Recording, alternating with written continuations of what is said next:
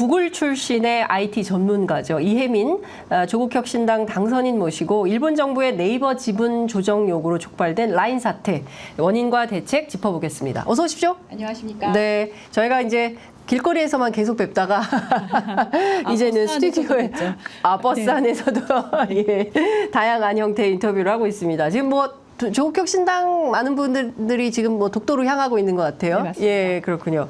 그리고 우리 이혜민 당선인께서는 인터뷰 끝나면 또 판교로 가신다고요. 네, 판교로 달려갑니다. 예. 우리나라 IT인들이 그리고 IT 기업이 모여 있는 곳으로 네. 가서 기자회견을 할 예정입니다. 네.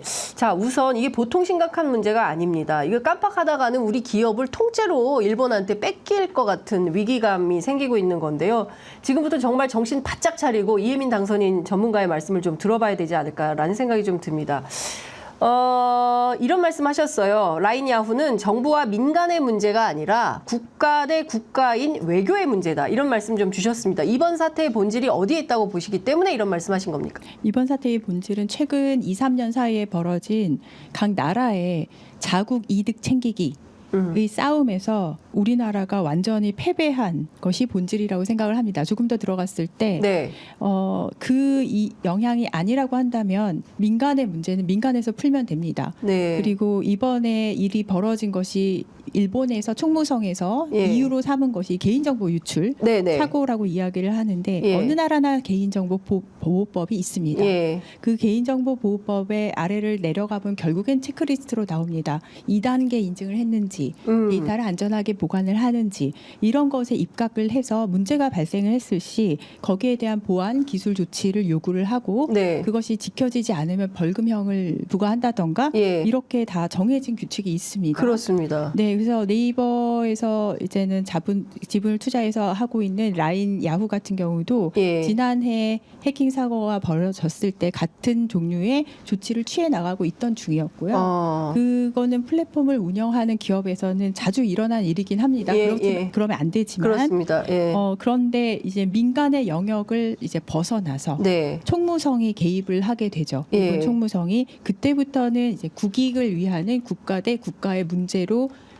범위가 확장이 됐는데 네. 그 시점에서 우리나라는 뒤로 물러선 혹은 무대응을 하는 혹은 방관을 하는 네. 사태에 이르렀고 예. 그 결과적으로 지금 방금 전에 말씀하셨듯이 네이버가 아주 오랫동안 키운 예. 라인이라는 국민 메신저 일본이나 이제 예. 동남아시아에서 국민 메신저 역할을 하고 있는 네. 서비스 전체를 예. 글로벌 진출한 그 플랫폼 전체를 일본이 가져가게 되는 상황까지 이르게 됐습니다. 네.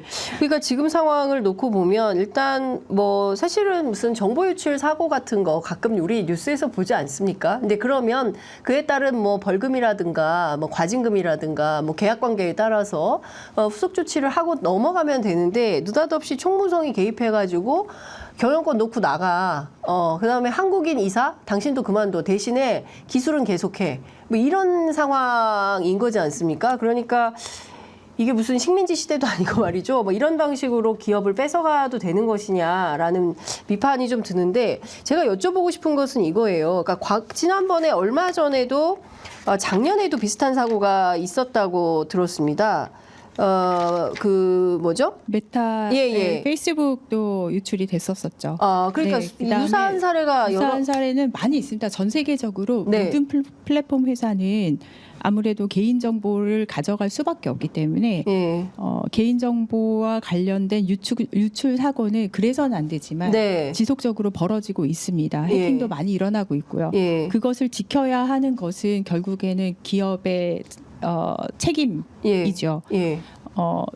그 부분에 대해서는 국가가 개입할 일이 사실은 없습니다. 작년에 이제는 NTT 도코모랄지 네네네네. 아니면은 메타의 페이스북 네. 다 일본에서 개인정보 유출 사고가 벌어졌었던 예입니다. 예. 그때도 하지만 그러면 이렇게 경영권 놓고 나가라고 했나요? 아니죠. 전혀 그런 일은 없었습니다. 처음이고 네이버조차도 아마 언론을 통해서 예. 나왔지만 예. 네이버조차도 이례적인 조치라고 표현을 했습니다. 예. 이게 상식적으로 벌어지기 어려운 조치였고요. 예. 제가 정치권에서 이 문제를 가장 먼저 이제 기자회견을 했었던 가장 큰 이유는 네. 그 소식을 듣자마자 이거는 너무 이상한데 그 생각이 가장 먼저 들어서 이거는 소리를 내야겠다라고 예. 내기 시작을 했었습니다. 네.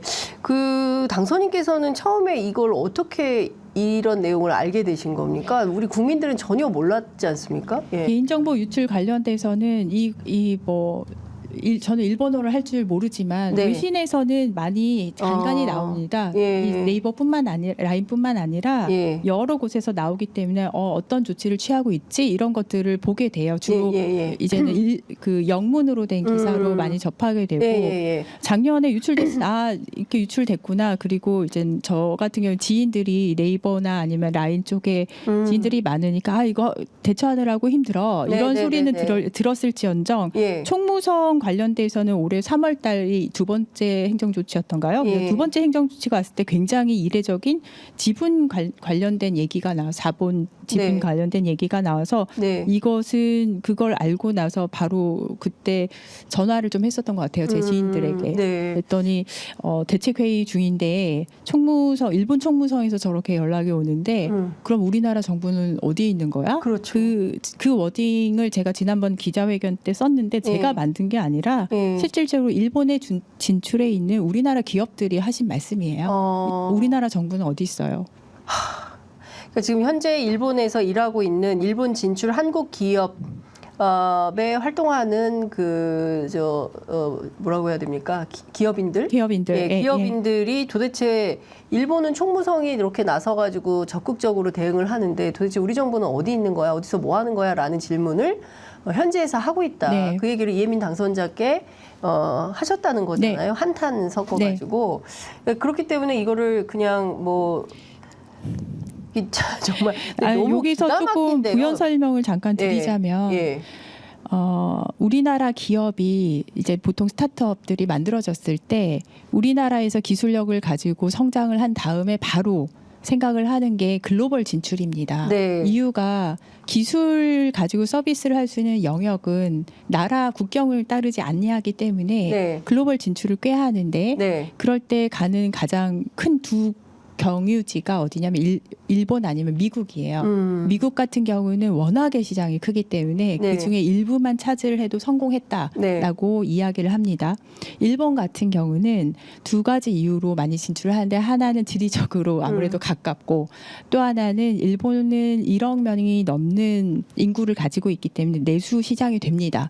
그래서 한국에서 성공을 하고 일본으로 가서 성공을 딛고 이제 미국이나 아니면 유럽으로 가게 되는데 그 과정을 저 또한 해본 적이 있습니다.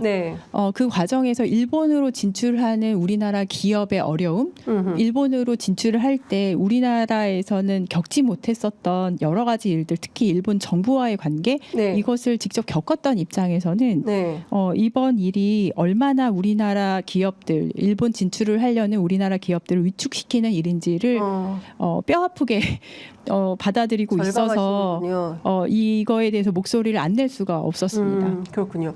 지금 방금 전에 속보가 들어와 있는데요. 네이버 노동조합이 성명을 발표했습니다. 라인 야후 지분 매각에 반대한다라는 입장을 좀 밝혔습니다. 라인 계열 구성원과 이들이 축적한 기술, 노하우에 대한 보호가 최우선이고 이들을 보호하는 최선의 선택은 지분 매각을 하지 않는 것이다 라고 입장을 밝혔습니다. 지금 일본 정부는 네이버의 주식 매각을 요구하고 있고요. 그리고 지금 반반인데 지금 네이버 노조에서는 지분 매각하지 마라 이렇게 요구를 하고 있는 겁니다. 이 지배구조 문제를 좀 짚어봐야 될 것 같은데 지금 어떤 상황이라고 봐야 됩니까? 맨 처음에 라인이라는 서비스가 만들어졌을 때는 어떤 상황이었는지 조금 설명을 드리겠습니다. 네이버는 국내에서 검색으로 성공을 한 뒤에 그렇습니다. 일본에서 검색으로 성공을 하기 위해서 엄청나게 공을 들였습니다. 그래서 일본을 검색을 한번 잡아보겠다. 근데 계속해서 실패를 했습니다. 그러다가 이제 동일본 대지진이 터지면서 라인이라는 메신저를 만들게 됐죠. 그거는 사실 한국의 카카오톡이라는 어떤 모델이 있었기 때문에 저는 가능했다고 생각을 하고요. 그 라인이 활성화가 많이 되면서 부터 네이버는 고민에 빠집니다. 뭐냐면은 많이 사용하게 되는 건 좋은데 일본이라는 어떤 지역의 특징상 이게 외국 기업 네. 이라는 느낌이 있었을 때 그 반한 감정 이런 것들을 자극을 할 수 있기 때문에 기업은 돈을 벌어야 되고 예. 그런 어떤 지역으로 가서 사업을 함에 있어서 이게 걸림돌이 된다고 생각을 되면 거기는 대책을 마련을 하게 되는데 그래서 꾸준히 노력을 해서 원래는 네이버가 전체 가지고 있었던 곳이었는데 A홀딩스라는 네. 어떤 지주 회사를 설립을 소프트뱅크랑 50대 50으로 하게 됩니다. 예. 그래서 A홀딩스라는 곳에 네이버와 소프트뱅크라는 일본 통신업계 회사가 나란히 예. 기본을 소유를 반반씩 하게 예. 됩니다. 그렇게 되면은 국정 논란에 대해서 비껴갈 수가 있게 되는 거죠. 네. 그래서 A홀딩스가 라인 야후라는 네. 라인 서비스를 운영하는 회사의 대주주가 되게 됩니다. 60%가 예, 넘는. 예, 예. 그래서 지배 구조는 위로 예. 올라가 보면 예. 네이버하고 소프트뱅크가 예. 나란히 한국 기업과 일본 기업이 나란히 가지고 있구나. 5대5로 갖고 있는 그렇죠. 거죠. 예, 그렇게 반반. 네. 되는 것이고, 근데 소프트뱅크는 그냥 비단 통신 회사가 아니라 네. 전 세계적으로 이제 손정희 회장이 그렇습니다. 운영을 하는 비전 펀드부터 시작을 해서 예. 이제 투자 예. 관점에서 굉장히 많은 그 우여곡절을 겪은 곳이기 때문에 거기서는 아주 잘하는 게 이제는 M&A 쪽으로 굉장히 발달이 되어 있는 회사이고요. 그래서 경영에 많이 이미 관여를 하고 있었고 예. 네이버 같은 경우는 기술 예. 쪽을 계속해서 담당을 하고 있었습니다. 근데 이번에 핑계로 삼은 개인정보 유출. 근데 개인정보 유출이 결국에는 기술 쪽의 문제로 이제 타고 들어가기 때문에 그것을 핑계로 그쪽과의 관계를 끊어라 이렇게 나오게 된 것이죠. 예. 그러면 전반적으로 보면 지금 상황에서는 팽팽한 반반 구도인데 이른바 정부가 개입해서 제일 중요한 포인트가 이제 그 마스모토 그 총무상의 개입이 굉장히 중요한 거고 앞선 인터뷰에서 그 호사카 유지 교수님에 따르면 기시다가 지지율이 굉장히 추락하는 가운데 이 라인야오 사태로 지지율이 7%가 급등을 하고 그럴 수밖에 없죠. 네. 국익을 챙겨주는데 그렇습니다. 네. 그래서 이제 6월에 있을 뭡니까 중의원 선거에서 유리한 고지를 찾을 수 있게 그러려고 됩니다. 이게 국내 정치용으로 이 네이버 라인 사태를 활용한 것이나 마찬가지다. 이제 이런 해석을 하고 있어요. 저는 어느 나라나 네. 정치가 정당성을 가지고 이제 국민의 지지를 받기 위해서는 국익을 최우선순위로 놔야 된다고 생각을 합니다. 그 측면에서 일본에서는 기시다 총리는 네. 일본 국익을 위해서 예. 지지율을 받고 하는 굉장히 좋은 전략을 세운 거죠. 예. 미국도 마찬가지입니다. 미국에서도 사람들이 뭐 기후 위기 이런 거대 담론에 맞는 정책을 펼쳐 저는 그렇게 보지 않습니다. 그 거대한 담론에 밑으로 내려가면은 IRA랄지 네. 반도체 칩스법이랄지 네. 다 자국의 이득을 취하기 위한 이유로 삼는 거죠. 기후 위기에 대응한다. 네, 네. 그래서 내려가 보면 결국에는 정치권에서는 국익을 최우선 과제로 놓고 지지율을 지켜가고 다음 선거를 대비를 하게 되는데 네. 우리나라 같은 경우는 되게 특이하게 우리나라 국익이 아니라 다른 나라 일본의 국익이나 국익을 열심히 챙겨주고 있는 상태고 그렇다면 사실 지지율이 높아질 수가 없죠. 네. 그러니까요. 그러니까 지금 상황에서는 일본 정부에서는 일종의 이제 정보 보안을 이유로 개인정보 유출이 됐기 때문에 그리고 극우 정치권에선 그런다는 거 이게 중국으로 넘어갈 수도 있다라는 얘기를 하는데 실제로 그 가능성이 있습니까? 지금 저는 뭐라고 말씀을 드리고 싶냐면은 우리가 이야기하는 이 모든 정보는 지금 저희의 이 음성 데이터까지 혹은 영상 데이터까지 전 세계로 데이터는 다 흩어져 있다. 이렇게 표현을 좀 하고 싶습니다. 네. 그래서 그걸로 대답이 다 될지 모르겠는데 예를 들어서 구글에서 어떤 서비스를 이제는 내놓게 됐을 때 어떤 식의 과정을 거치냐면은 서비스를 전 세계 사용자를 대상으로 1%의 사용자한테만 먼저 적용을 합니다. 문제가 없으면 뭐 경우에 따라서는 10%, 50%, 98% 이렇게 늘려가는데 그게 데이터가 모여있는 데이터 센터가 전 세계 하나가 있는 게 아니에요. 전 세계에 흩어져 있습니다. 거기로 다 계속해서 옮겨가면서 전 세계에 퍼질 때까지 이제 안정화가 될 때까지 기다리면서 그 퍼센테이지를 늘려가는데 네. 그 측면에서 우리가 사용하고 있는 모든 데이터는 인터넷 서비스가 된다 한다면은 기본적으로 전 세계에 퍼진다고 생각을 하면 됩니다. 데이터 센터 기준으로는. 네네네. 그래서 지금 뭐 중국으로 넘어가네 마네라고 얘기를 했을 때 그렇다면 그들이 사용을 하고 있는 페이스북이랄지 네. 그들이 사용하는 줌이랄지 예. 모두 중국으로 다 가고 있는 거랑 똑같습니다. 그러니까 중국뿐만 아니라 전 세계 어디든 그렇죠. 다 북한으로도 갈 수 그래서 있고 어디로도 뭐- 갈 수 있는데 핑계라고 저는 봅니다. 예, 그거는 핑계에 불과한 거다. 근데 네. 중요한 건 앞으로 이제 대응일 것 네. 같습니다. 이제 오늘 기자회견도 예고를 네. 해주신 상황인데 네. 일단 이 메신저 라인은 일본뿐만 아니라 뭐 타이완 그다음에 뭐 태국, 대만, 인도네시아 뭐 네. 엄청나게 많은 동남아시아 국가에서 쓰고 있고 그리고 네. 이게 경우에 따라서는 일본만의 문제가 아니라 인도네시아에서 그거 우리가 또 가져가겠어. 태국에서도 그거 우리가 이런 방식이 될 수도 있는 거 아닙니까? 저는 그게 정말 좋은 점, 이렇게 중요한 점을 짚어주셨는데 저는 이게 비단 네. 네이버 혹은 라인 야후라는 한 회사의 문제라고 생각하지 않습니다. 네. 아까 전에도 말씀드렸듯이 글로벌 진출을 하려는 우리나라 기업들의 문제라고 생각을 예, 예. 하고요. 거기에서 대한민국이 존재를 하지 않았다는 것. 예. 그래서 제2의 라인, 예. 제2의 뭐 네이버, 예. 제2의 일본 이렇게 확장이 갈 수밖에 없는 상황이고 네, 네. 그 확장이 됨에 있어서 우리나라 개발자 또한 네. 그냥 어떤 자본 구조의 유출뿐만 아니라 네. 우리나라 개발자 인력 구조 또한 재편이 될 가능성이 높기 때문에 해외로 나가게 되는 거죠. 우리나라에서 굳이 할 필요 없잖아요.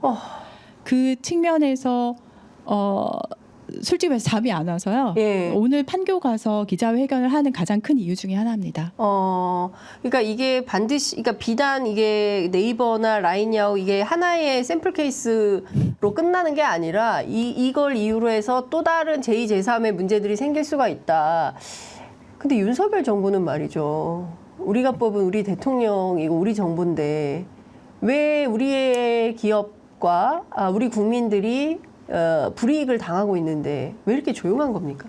아까 조국 대표님께서도 말씀하셨는데 왜 이런 문제에 대해서는 경로하지 않는 걸까요? 경로를 되게 엉뚱한 데다 쓰고 있죠. 네. 거부권도 되게 엉뚱한 데다 쓰고 있고 그러는데 처음에는 저는 무슨 생각을 했냐면 대통령실에 전문가가 없나? 그럼 그럴 수도 있을 수도 있을까라는 생각을 했어요. 하지만 이제 공론화를 시키고 굉장히 많은 전문가들이 자문을 했을 것이고 그러한데도 제가 저랑 김준영 당선자가 공동 기자회견을 4월 26일인가 했습니다. 네. 지난주 금요일인가 첫 번째 정부 대응이 나왔는데 그것도 정부 대통령실도 아니고 외교부도 아니고 가장 여기에서 어떤 뉴트럴한 얘기를 할 수밖에 없는 과기정통부에서 네. 했거든요. 예. 저는 그걸 보면서 전문가가 없는 게 아니라 네. 이거는 의지가 없다. 의지의 문제다. 의지도 없고 의지가 없으면 아니면 지금 뭐라고 해야 될까요? 기본적인 거라도 해야 되는데 기본적인 것조차도 안 한다는 소리. 기본적인 거라 하면 상응하는 예. 외교는 사실 상호 좋죠. 네, 예. 조치이기 때문에 상응하는 것까지만 해도 저는 기본이라고 생각을 하거든요. 네. 근데 기본을 안 하니까 계속해서 국민들이 질문하는 것은 그래서 네이버가 어떻게 돼? 이거보다는 네. 어떻게 되면 어떤 부분을 질문을 하시냐면 왜 국가는 대답을 안 해주세요?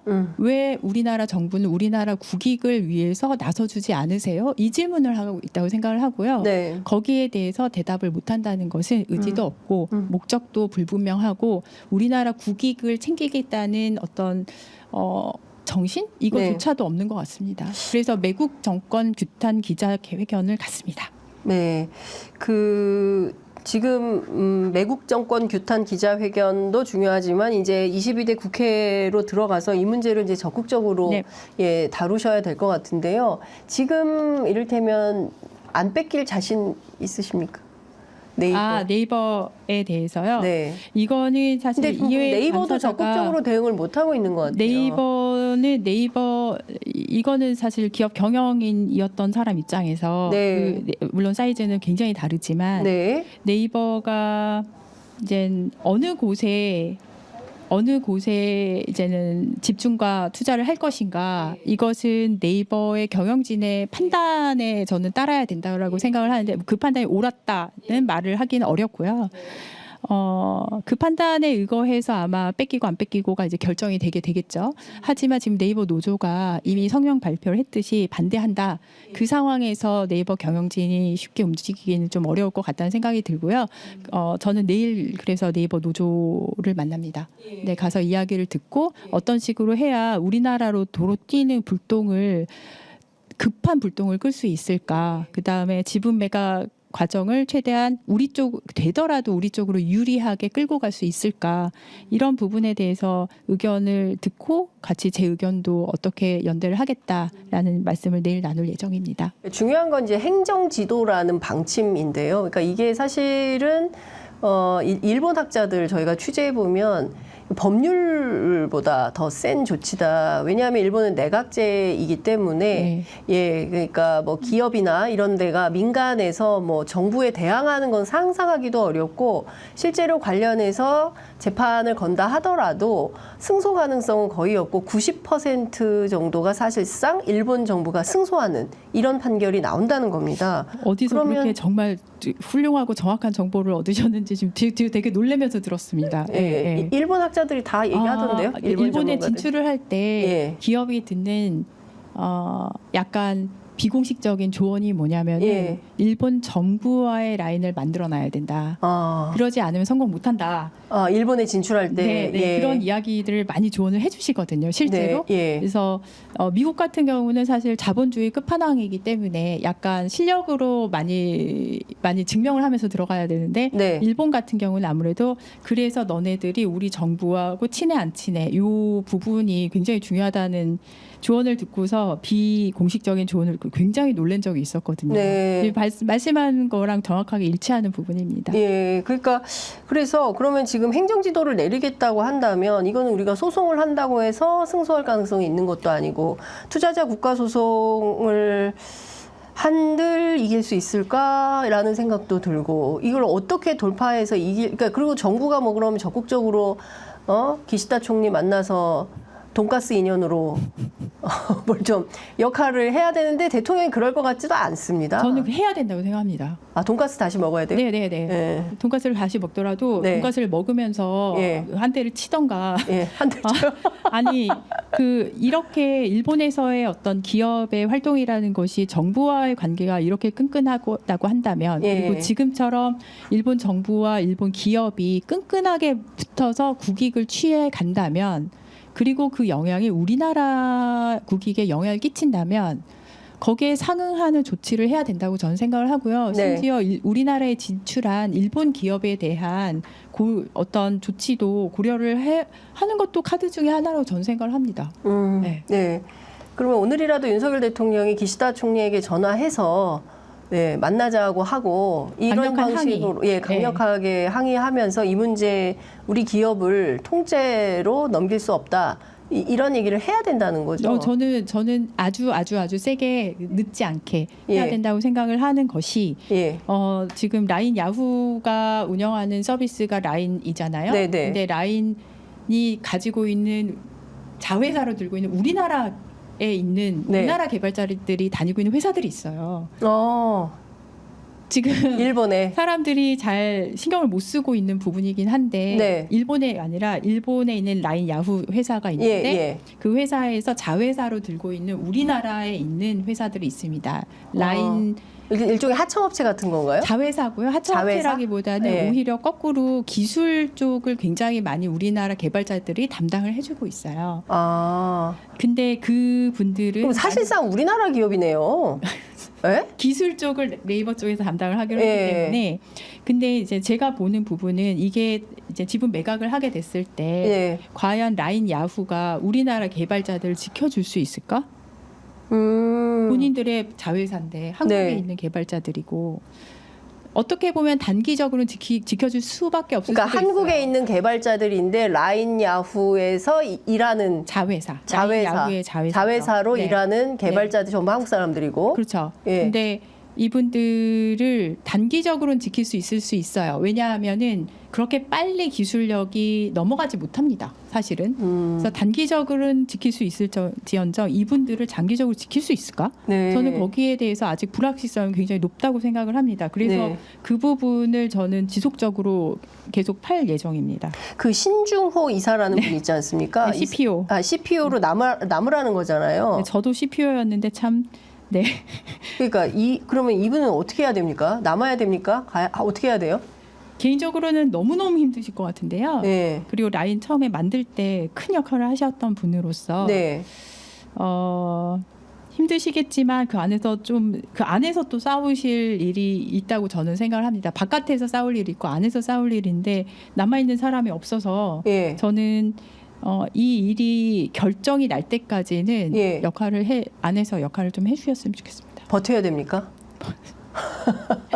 그렇게 말씀드리기 참 죄송하지만 네. 그러니까 그러면 이게 뭐 버틴다고 해결이 될 일인지는 잘 모르겠습니다만 여하간 앞으로 조국혁신당의 대응과 활동 뭐 이런 거를 좀 지켜봐야 될 것 같은데 한 가지 더 오늘 판교에 가서 네. 기자회견을 하는 것도 있고요. 네. 금요일 날엔 저희가 이제 전문가들 모셔놓고 국회 내에서 긴급 토론회를 할 예정입니다. 예, 그렇군요.